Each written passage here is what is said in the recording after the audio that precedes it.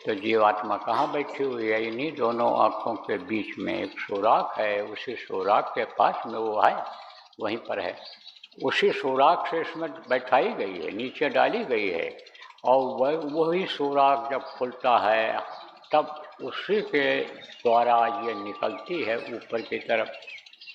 तो उसको क्या कहते हैं? दिव्य दृष्टि, आत्म चक्षुषो नेत्र। तो वो हो गया बंद। क्यों बंद हो गया?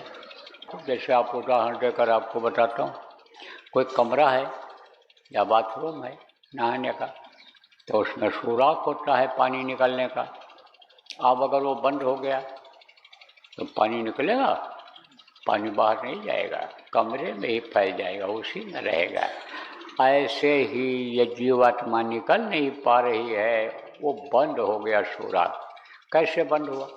कर्मों के द्वारा। ये जो कर्म किए गए, बुरे कर्म बने, उसके द्वारा वो बंद हो गया। जब वो पर्दा हटेगा, जब वो कर्म हटेंगे, तब जीवात्मा निकलेगी। और जब निकलेगी तब पता चलेगा उसको कि और आगे क्या है। आपको कमरे में बंद कर दिया गया है, तो बाहर क्या है तो क्या पता आपको? जेल में कोई बंद हो गया तो बाहर क्या हो रहा है, बाहर क्या है, क्या पता?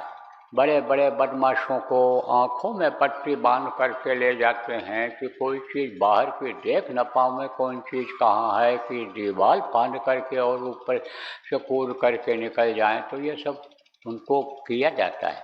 तो ऐसे ही डाल दी गई। अब बाहर क्या है क्या पता है? जब बाहर जेल से निकलता है आदमी, छूटता है, तब उसको हर चीज़ का पता चलता है। ऐसे ही ये जीवात्मा बंद हो गई, इसको नहीं पता है कि और आगे क्या है। तो ये जब ध्यान लगाते हैं, पूरी शक्ति जीवात्मा की जो इस शरीर में फैली हुई है, पूरी ताकत जो फैली हुई है, वो जब इकट्ठा होती है, पावर इसका बढ़ता है, तो वो उससे कर्म कटते हैं। इसलिए बराबर ध्यान लगाते रहना चाहिए, आदत डालनी चाहिए। जितना ही ज़्यादा ध्यान लगाएंगे उतनी ही कर्मों की सफाई होगी, वो साफ होगा। वो जो पाप कर्म हैं वो सब हटेंगे, और वो जब हटेंगे, जब आँख खुलेगी, तब सूझ रहे रामचरितमानस मालिक जो उन्होंने कहा, अंतर की रचना दिखाई पड़ेगी, ऊपरी लोकों की रचना दिखाई पड़ेगी। ऊपर में प्रकाश हो जाएगा, उसी प्रकाश के सहारे जीवात्मा अपने अनुरूप को देखेगी।